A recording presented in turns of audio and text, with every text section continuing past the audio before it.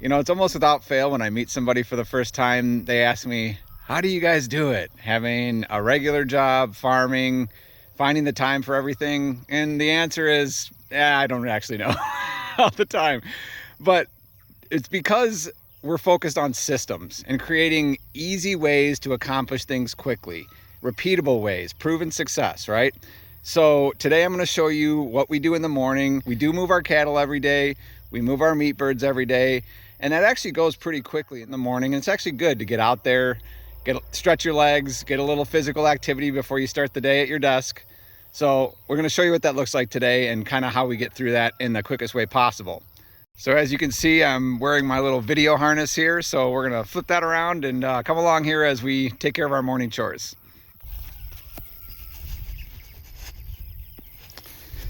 All right, first things first, get the broilers moved, or the meat birds as we like to call them. So these jack designs and these chicken tractors are a design I came up with myself, and if you've been following along, they've been a couple iterations here, but they're pretty automatic at this point. So basically you just jack them up, grab the little pull strap here in the front and just kind of lift and pull. Make sure that the no birds get stuck and dragged underneath the back. Move it a length, and they start to come along because they see, oh yeah, we're getting a fresh salad bar. So they get the picture. So that's it. And the other one.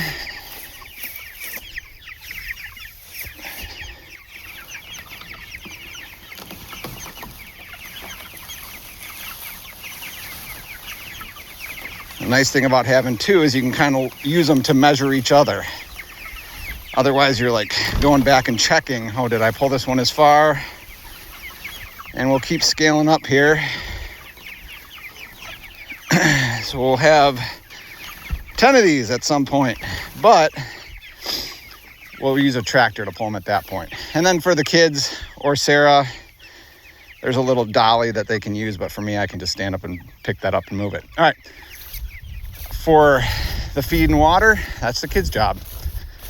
So they'll head out and do that in a second here. Let's get the cattle moved. So I've kind of gotten a little system of this where we use 3 ropes. So they're in their paddock right now. I grab the trailing rope and just temporarily kind of put that in loops as I reel it in, and then drag that over and pay it back out in the new paddock. So you'll see kind of how that works here.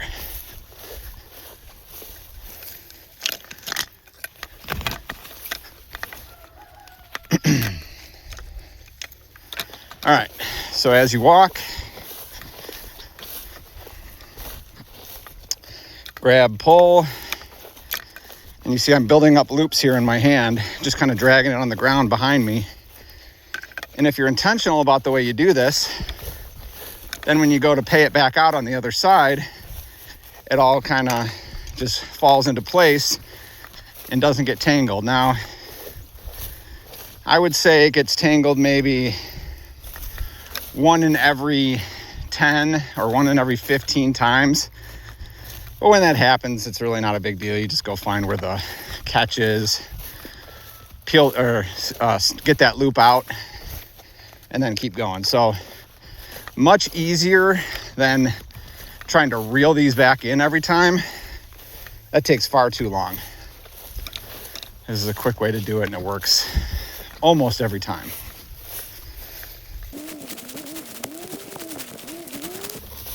All right.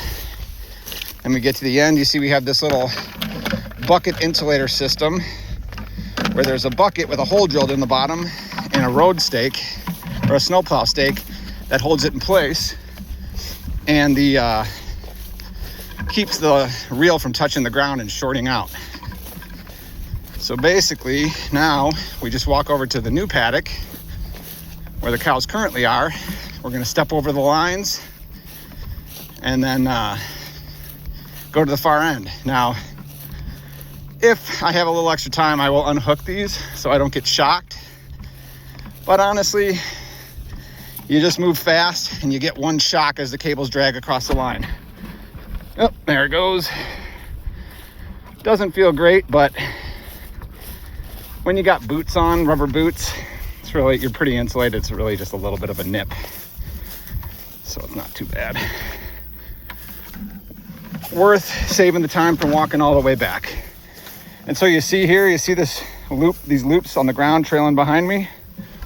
That's what we're gonna pay out as we set this back out here in the new paddock. And we're almost done with this pasture. I was just looking at the other pasture today.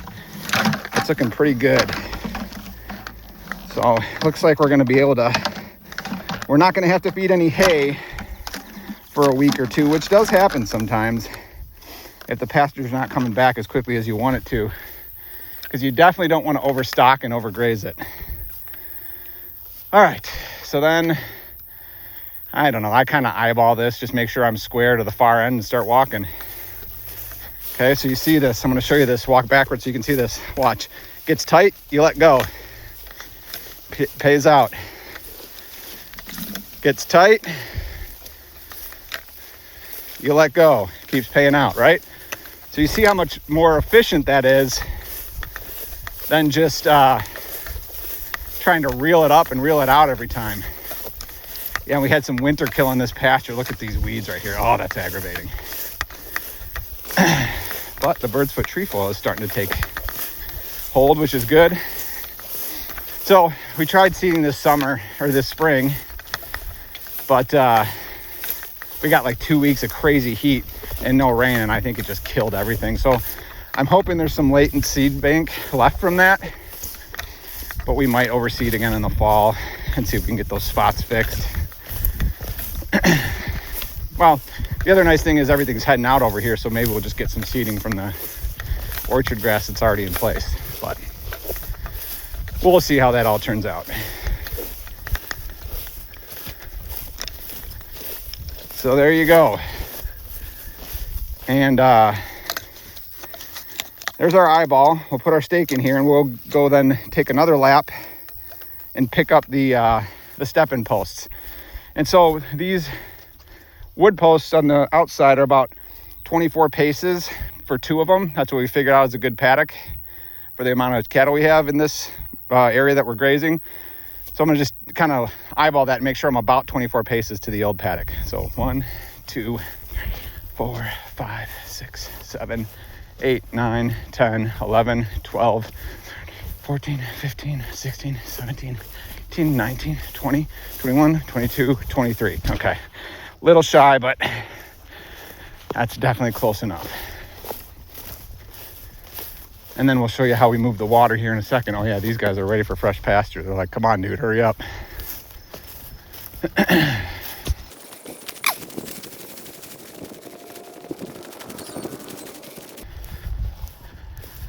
All right, now we pick up the stakes. The same kind of method that we used for the poly applies here. As you pick them up, you want to stack them in your left hand methodically so that you can, when you go to pay them back out, you can take the top stake off and they just kind of peel off. Otherwise, these will all get all tangled up and be a real pain in the butt. But as long as you are intentional about the way you stack them in your hands, tends to work out pretty well. These are all the little idiosyncrasies that make the difference between an easy 20-25 minute chore in the morning and an hour of hating your life because everything is not working with you but against you. Whew, humid out here today. Sweating.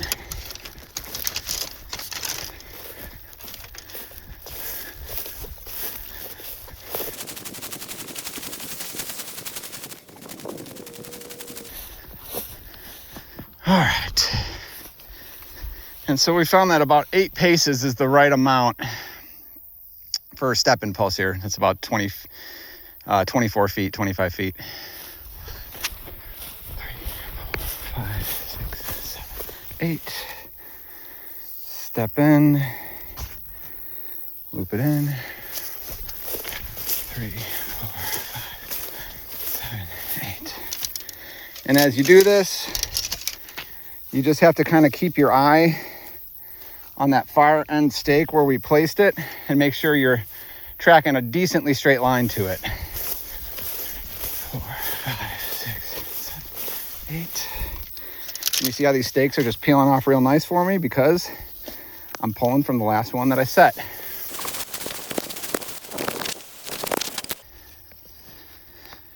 All right. So then just stick our extra stake here so we need it. Pull this tight. And then so we're gonna have to wind up some extra here. So this one side of the pasture I've noticed gets about 10 yards shorter. So I'll have to fix that later. But for now, hook that on the hot wire. And again, this is another thing we figured out is the right way to get this on the hot wire easily and not have it cause shorts. You hear it clicking there? I don't know if you can hear that or not. So that means there's probably some wet grass that it's touching. I mean, that's gonna happen. So we're gonna get a little tighter here. See if we can't fix that. Okay, no more clicking. So there you go. This side's ready. Now we just gotta move the water and let these guys in.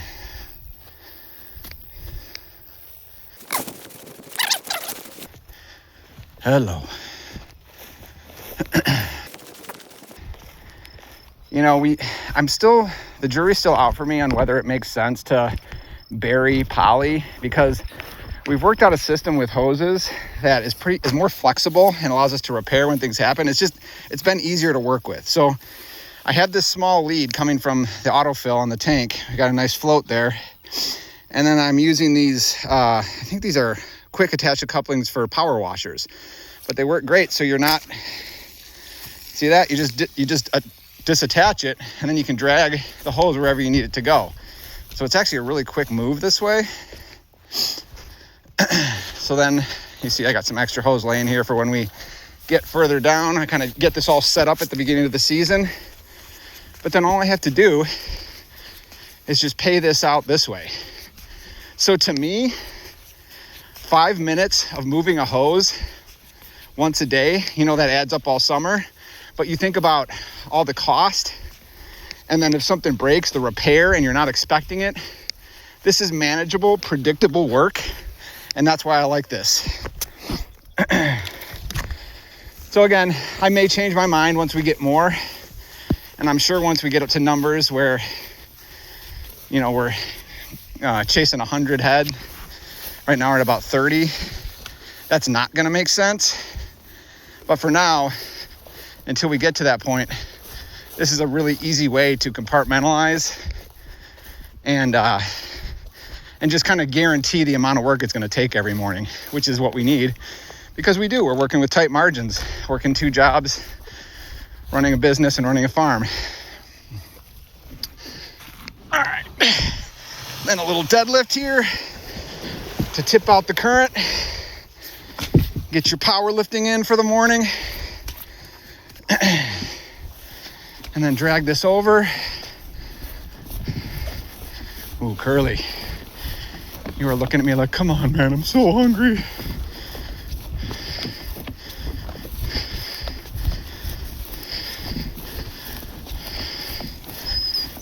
All right.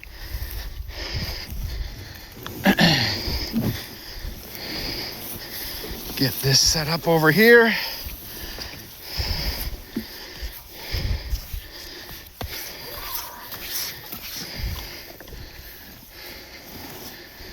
Make sure this is reasonably level, and then go reattach the hose. All right.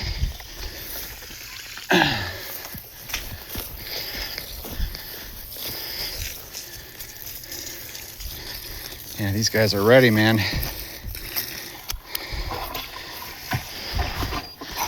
All right. Fresh pasture time. This is always fun. see them all happy and to get into some new fresh stuff. And we got a good sweat, got the heart rate up. Who needs a gym, huh?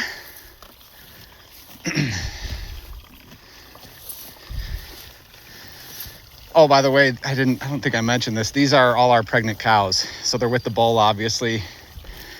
We're keeping him with them until they get ready to start calving, then we'll separate. Reason being is because I got 4 heifers that are yearlings. And I don't want to put him with the rest of the yearlings because if he breeds those too early, that's bad news for those guys. So we're going to keep them separated until maybe, I don't know, spring. And then we'll try and breed everybody back at the same time. We'll see how that works out.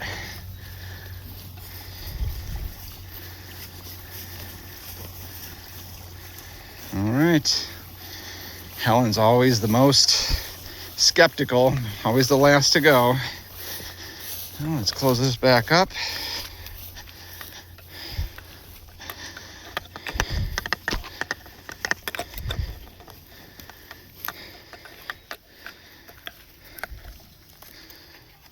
Link that. Pull the slack out of this hose so they don't trample it. Although this Flexzilla stuff that you can get is from Menards is one of my favorite hoses because it doesn't get too tore up when cows step on it. So if you got a ranch, highly recommend that for all your mobile watering needs. All right, there you go. The kids, you probably didn't see, but they were getting the food and water here in the chicken tractors, and I just realized that I forgot to put the jacks back down. So I'm gonna go do that now.